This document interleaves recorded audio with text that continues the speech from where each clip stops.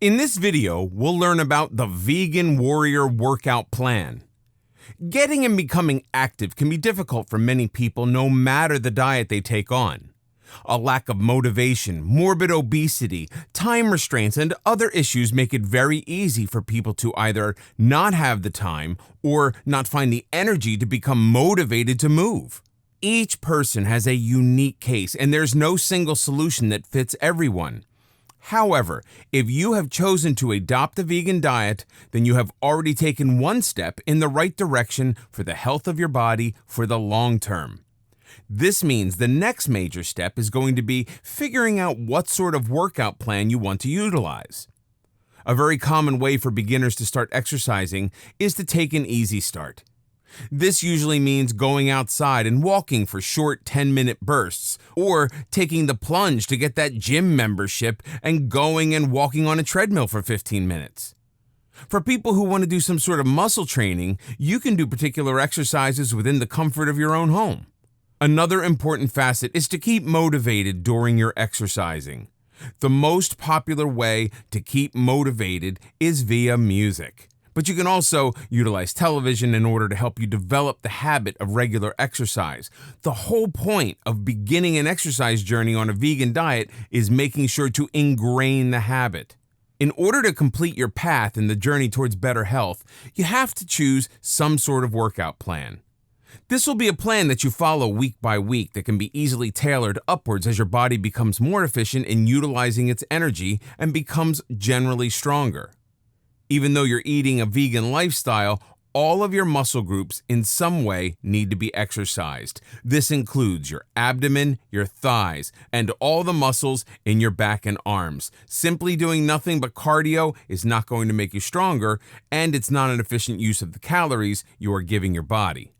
One of the things people have to keep in mind when exercising on a vegan diet is that you're going to have to feed your body more in order to keep up your energy. Traditional eaters consume massive amounts of protein, indicative to the size of their workout program, because protein from animal sources stays in the body longer. This means that an individual who eats meat and animal byproducts could go to a restaurant and have a nice meal, then still have that fuel 2 hours later when they decide to go to the gym. Vegans do not have that kind of convenience. Because plant-based sources of protein are not as easily absorbed into the body, nor are they held onto for as long as meat-based sources of protein, this means that some sort of energy has to be given to the body within 30 minutes of the exercise you choose to do. Not only that, but you usually have to replenish that store of energy after you work out. This does not mean you have to eat an entire meal before and after your workout. This simply means that a snack, a juice, or a shake of some sort should be ingested 30 minutes before and no later than 30 minutes after your workout.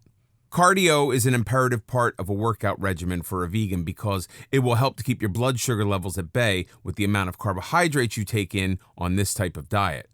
The thing about a vegan diet is that even though it eliminates food groups, it does not designate a specific amount of caloric or carbohydrate intake that has to be eaten throughout the day. So cardio and all of its offshoots are going to help an individual regulate their blood sugars when trying to figure out the appropriate caloric intake for their body.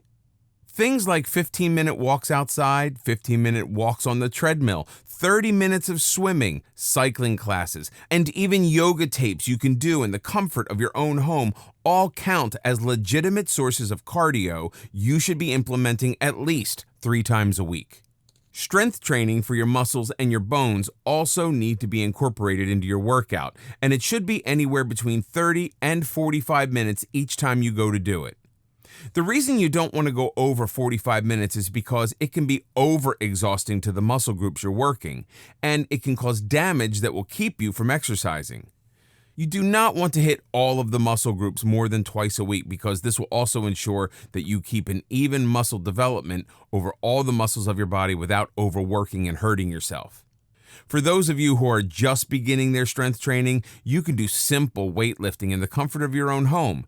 You can also do body weight squats and calf raises to work the lower half of your body. Things like push-ups and sit-ups will work your arms and your upper back as well as your abdomen, and planks are a really good way to engage every single muscle of your body.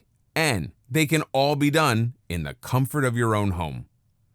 Strength training is a little more fluid in how often to implement it throughout the week because it's less tailored to the number of times you simply do it and more tailored to the number of times you've worked out a specific group of your body.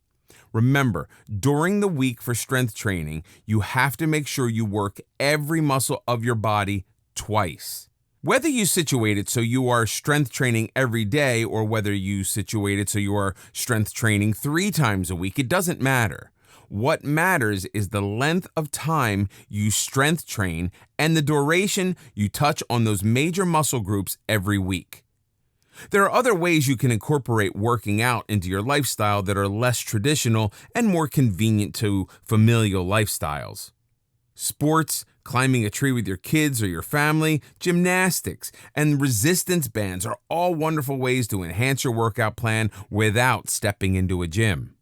There are also certain classes you could take out in the community that have the potential to get you around many other like-minded individuals, such as martial arts and kickboxing. These avenues are great because they do not only incorporate cardio and strength training, but they also enhance the strength of your bones. Now it's time for the most important part of the course. Up until this point, you have merely been fed information. You've been instructed on the guidelines that eating a vegan diet affords. You have been instructed on the types of exercising you can implement, and you've even witnessed us debunk multiple myths that come with the vegan diet that have been misinterpreted and perpetuated by society. It is now time to go over how to correctly and safely implement this change in your life so you have the greatest chance of succeeding.